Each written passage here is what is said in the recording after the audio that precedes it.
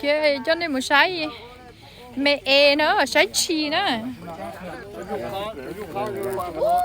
trong cái tia tụi nó nè cute à hi yeah honey I like this one this is so cute look at his hair look at his hair look at how cute it is his hair nó pha tôi sẽ hơi chút chả lắm tụi nó đỡ nó lòn ra bé bây giờ nó kể miệng nó dũa mà đó là trong cái tia tụi nó hi wow cute look at that baby baby hi wow I know cute tia look at his hair you're so cute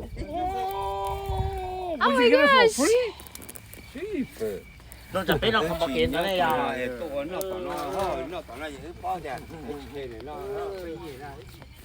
hi tụi nhung nó chở tới tia rồi nó xe này chụp lá hoa so cute look at that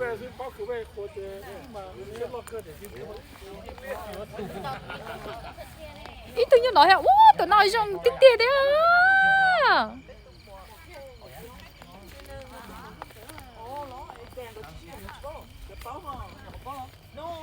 bé từ French cho bé từ sáng đi đẹp té đó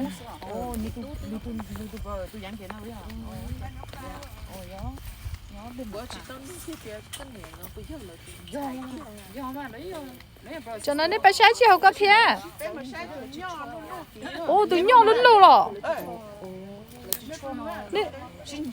nè bọn mông sáng tụi nhau lớn luôn à tụi bé là lúc cho thì nó là hảตัวấy lúc cho thì nó tôi hãy đây taตัวấy chút thì nào coi được mộtตัวtìm bên lâu đấy tôi ổn nó đấy của tôi hơi nó làตัวbuồn tệ này con tụi nó ôi rồi này này chỉ bao ta bé chỉ tao bao giờ chỉ tao hay khai bé nữa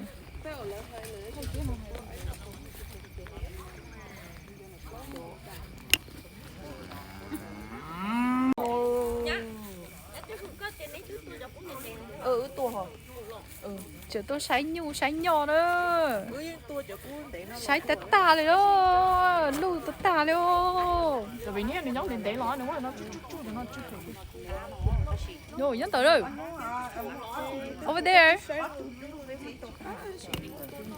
tụi nó tệ hả tụi nó mà nhu lo tới tia tụi nó mà cố trong cái tia theo rồi tụi có giờ tụi màu tụi nó mà cover tụi nó hát tụi trai mà con trai đó cái gì chỗ này xóa cái hồ thế nào yêu chỉ nhiều rồi con trai như vậy cũng chỉ cao giờ đi nói đâu tự nhiên như vậy trong đi nó nói chị nuôi cái xe là bùa này bùa oh you're so beautiful cute oh yes yeah cái xe này kiss của đi lấy ra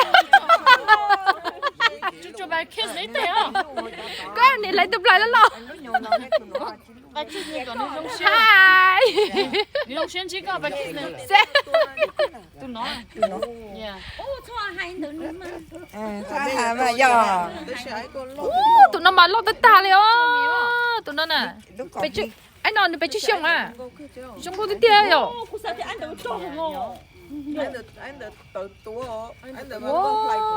anh nói mà anh nói lo tới giờ sự này rồi tụi nó này rồi wow hai đi tia rồi tụi nó thôi chỉ tụi nó nó bé mặt bé tôi tụi quay ta ôi nhung như nó đó sẽ bắt đầu ní lúc kiss của tụi nó hơi ta hi lúc nó hai tất ta đâu tụi anh nhau luôn có pin rồi tao muốn mua phá cho cô để bé vô tụi tao cho tụi lên liên ở trong câu cái tia thế là this one hi I'm gonna tụi nó lia xả khỏi nó mà giờ là tua ô nhiêu đá nữa tụi nó lia this one really nice this one done yeah this is probably a Texas Longhorn oh yeah nó chỉ như nó chỉ kia cá cái bộ cái chú thay cho mẹ ấy đó cái này là mẹ Ồ, nó mày baby đấy lọ. chú mẹ đu đu đó con được còn có son đúng nào oh yeah that's right nó bị bé dọc bùi dọc rồi nó phải rồi đó nó cũng sai right nó tôi chỉ biết rồi not bad How do you try to do it? Sao nhớ ở cổ mà thế nó cho cá lá đi cổ oh you can do tall one ai để nó mà gì bố cho bố phao đó chấm đó là You're sorry, hope you're making a noise, a law, a more important guy. Có số mà vô go phi cho percent cho đua nó. Bây giờ cattle phi nó, nó 16% á. thình này Yeah, nó 16% protein á. Để nó mix bỏ rong cái kia đi It's for Ding. Oh God, I'm scared. He just in the big house.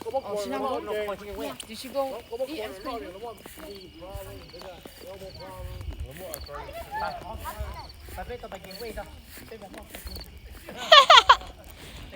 I'm looking at the daim because you want to the master store in Tom. It's too Tom Cái that. này tôi từ tỉnh nào Tôi đến đâu nữa. Tôi đến đâu nữa. Tôi lớn lo. Too Tom. Lo đồ tuần tới xuống tiền nó mua. I think it's too Tom. Nó tiền trên để tôi tuần tới. Đấy thì tìm bên lầu. Chú nên tôi vẫn thấy chị. Thế chị nó cho chỉ nên tôi hay bên này đâu có thể đâu nên chỗ ở này giờ. Yeah. Yeah, chỉ lấy tôi đấy lấy tôi hay. Đó. Nó tự nhiên. Nó bé khó đấy. Thế là baby birthday. Con baby birthday á, yeah. Tôi mới xong. Ôi giời.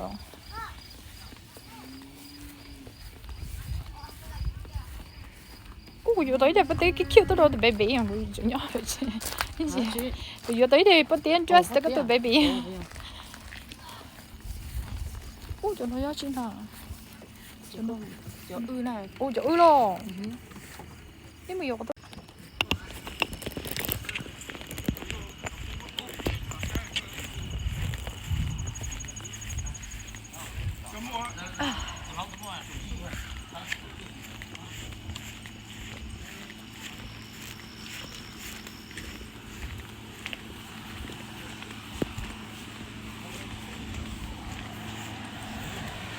ủa, cho nó bài có thứ bài cái đó là lọ.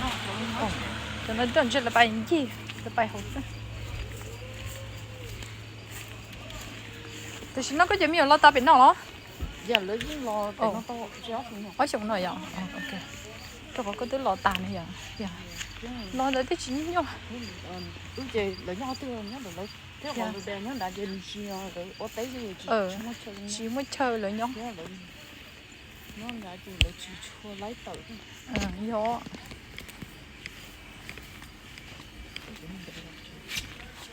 Bây giờ chưa?